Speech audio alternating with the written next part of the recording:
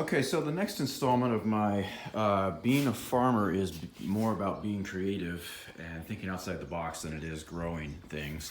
So we've got the Ramrod here. We've got the oversized muffler of the new engine that is enormous. Well, that's everything that's in that.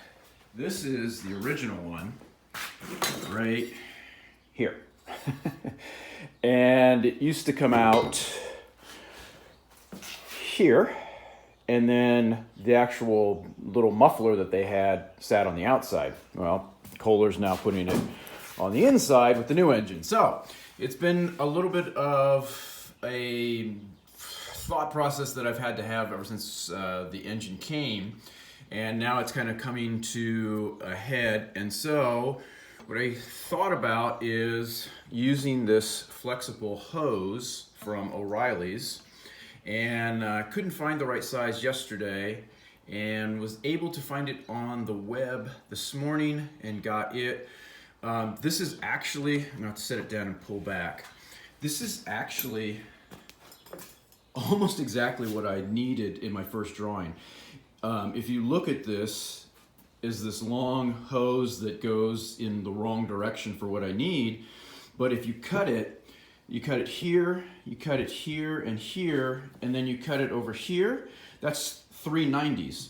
And that's what I needed from the very beginning, was 390s.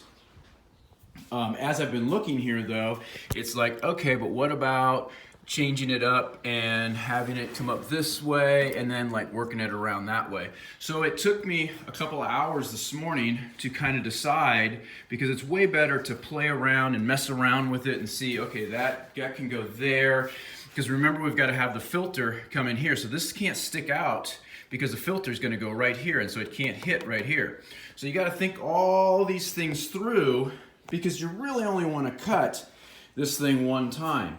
Also, this is for a cooling unit in a car's engine, and it's rated at 275 degrees. I think that the engine's exhaust is probably hotter than 275, so this may not work, it may melt, but this was also only $11 for the hose. So if it doesn't work, only out $11, as long as I catch it early enough and I don't let it doesn't ruin the engine, doesn't ruin anything down below, which I'm gonna keep an eye on it because I know that.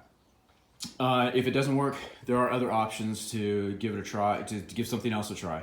So that's kind of what it's about, is taking your time, trying to figure things out, thinking outside of the box, using things that aren't originally meant to be used, how they're going to end up being used on a farm.